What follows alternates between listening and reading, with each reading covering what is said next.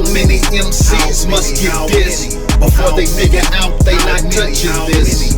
How many MCs must get this before they figure out they can't mess with this? How many MCs must get this before they figure out they not touching this? How many MCs must get this before they figure out they can't mess with this? Yeah. Hello, man. Welcome back to HWL Radio Go Sports. And I have to come back just for this moment here because I'm Indiana fever to the core. I love me some Caitlin Clark. I love, like, dang near all the women stars in the sport. There's love for you too if you ain't a star, but you know, it's all about the stars. And I just had to get on here because I see the WNBA getting a lot of flack. People talking about people ain't filling up the seats and this and that and this over here. But what I like to tell y'all is that even if a person doesn't want to go to the event, let's say the BET Awards, I could buy a ticket. I could fly down there. But motherfucker, I'm not paying no $5,000 and I can watch it on TV for $120 a month with my cable shit. So, you know, it doesn't make sense. So even if I support it, but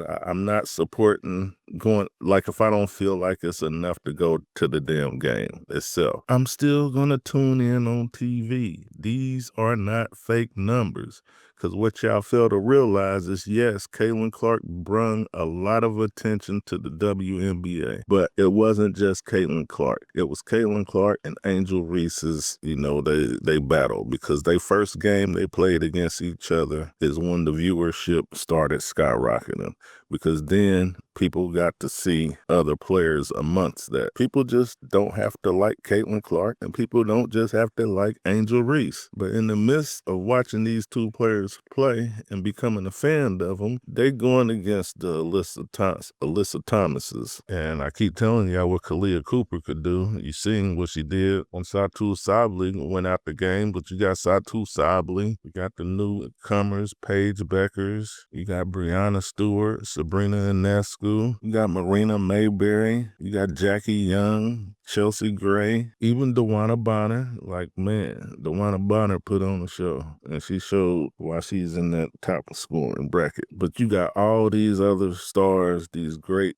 basketball playing women, and you act like everybody, when they tune in, they only going to see Caitlin Clark or Angel Reese. No, they're not. But then that takes me to, you know, you got Nefishi Collier, you got Scud Bud. I can't forget Arike Agwambe. Won a lot of FanDuel tickets for me. Like, man, Skylar Diggins. Like, man, it's so many female stars that you can tune into, get their jersey, follow them, and fall in love with them too. But everybody is sitting here like, just because the Indiana Fever is out of it, when Chicago Sky was out of it, they didn't even make the playoffs. The world didn't change. So what makes you think when the Indiana Fever is out of it, the world is gonna fucking change? No, y'all keep forgetting the face of the WNBA has been Aja Wilson. They wanted Nefishi Collier to be it. They wanted Caitlin Clark to be it. But guess what? You can want somebody to be something, but the somebody that is something is still the motherfucker you gotta take out at the top.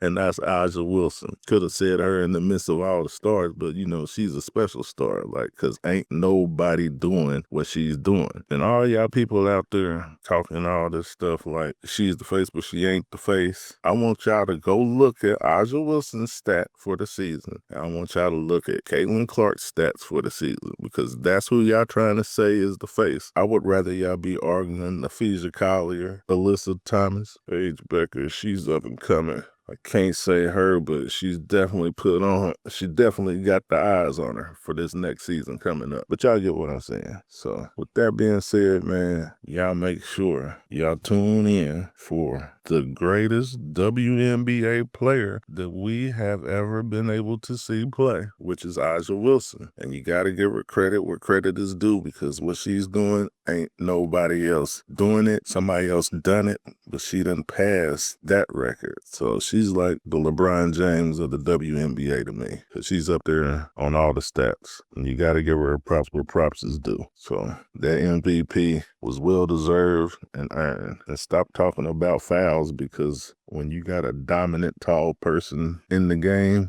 the motherfucker got a jump shot and can shoot over you. Only thing you can do is really foul that motherfucker. That's gonna be the show. I just had to say that shit, because got my WNBA fucked up and winning a lot of money on FanDuel with it. Shit, I'm out. Hold on, man. I'm not out yet. How could I ever forget Kelsey Mitchell? Because I gotta give Kelsey Mitchell props, because she's right there. And one thing that I want y'all to go back and look at, because I was down there working with the Indiana Fever, so I always had love for that team no matter what. But one thing I noticed when I was there working was really the only pure go-get-this-shot scorer was Kelsey Mitchell on the team. It was Kelsey Mitchell. It was another girl from Mississippi State, Vivian. I forget her name now. She got traded, but she was pretty good too, because they didn't fit her role in pretty good. But what I'm trying to tell you about Kelsey Mitchell is teams would double team her, and that is what they always use to beat her. This team would, as long as we can take her out the game, we could beat her. And Caitlin Clark adding on to her is another person that can go get their shot, shoot all threes. So that takes more attention off Kelsey Mitchell. That's why they a dynamic duo. So they need each other,